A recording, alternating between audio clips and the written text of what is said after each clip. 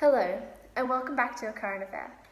Today, I will be interviewing Sister Anne Dunnell, a nurse in the First World War.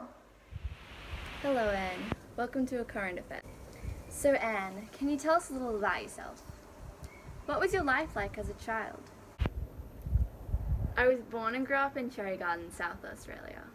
It was one of the best places to live in Australia. I went to a beautiful school named Happy Valley School. But sadly, my father died when I was only 6 years old. And then 7 years later, my mum passed away as well due to a lingering illness. This left us orphans as my oldest brother was only 18 years old. I'm so sorry. But when and why did you enlist for the war? I enlisted on the 20th of May, 1915, when I was 39 years old. I joined the AIF as a nurse and worked in the 3rd General Australian Hospital. I've always been one to help others, and I knew there were very few nurses that worked in the Australian Army.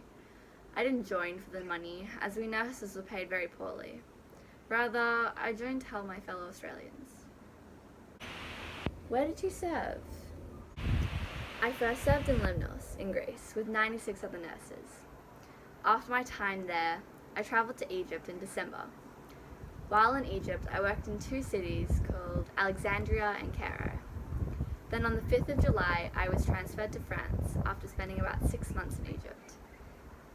Then in the final year of the war, I travelled to England, Sri Lanka, and India. And what were the conditions like in the hospitals you worked in? Every hospital I worked in was terribly crowded, with wounded men outside in the harsh weather conditions, as there wasn't enough space for them. We nurses had to wear very long, heavy dresses like this, in the steaming weather. We were sweating constantly. We were put to the test as the windy weather consistently blew tents over. The tents were incredibly hard to keep clean. We would work for at least 14 hours each day with little rest. Some nights I would get less than 1 hour of sleep due to the constant flood of the wounded.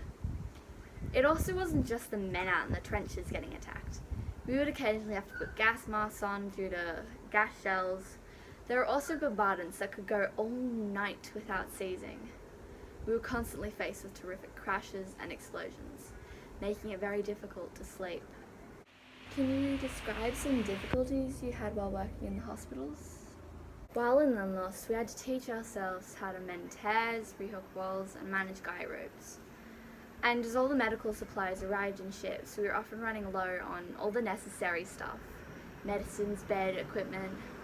This made the suffering of the men much more difficult, as sometimes all we could do to try and ease their pain was just give them a drink.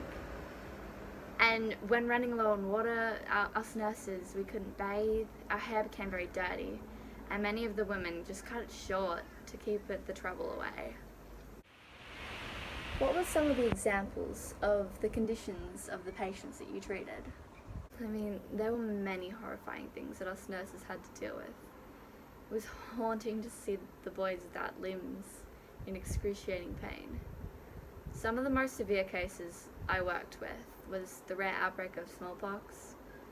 This only occurred 4 times while I served, but we took extreme caution to quarantine the patients. There was also the occasional outbreaks of mumps and measles. While in Egypt, many of the boys became very ill due to a disease named bilharziasis. It was caused by bathing or paddling in the canals of the Nile River, and if you caught it, it was nearly certain death. Can you describe some of the emotions that you felt as a nurse during the war? Well, before I even landed in Lemnos, I already began to feel very lonely and desolate. I did not know any of the nurses that were aboard the ship. Upon arriving, I was really overwhelmed. Poor, injured men were lying everywhere, and in such agony. I never thought I would have to pass another 4 years of this. Every day the wounded flooded in, and we were all worried for our lives.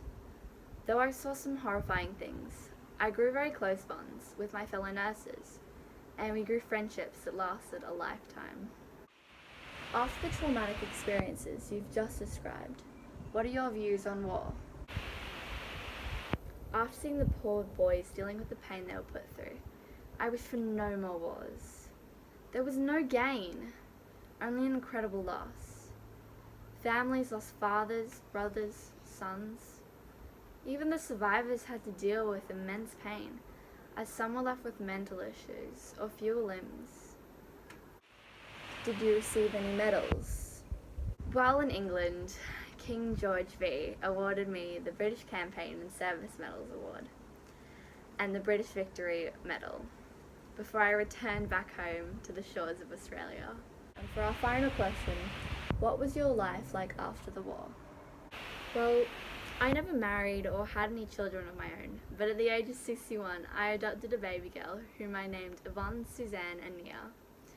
After the war, I assisted an ex-serviceman. I travelled around the world to train with other nurses. I was taught about childcare and infants, making Yvonne's upbringing very easy.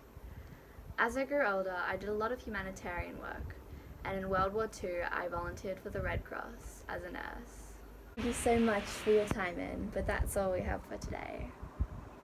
Well, thank you so much for coming. I hope to see you all next week on A Current Affair.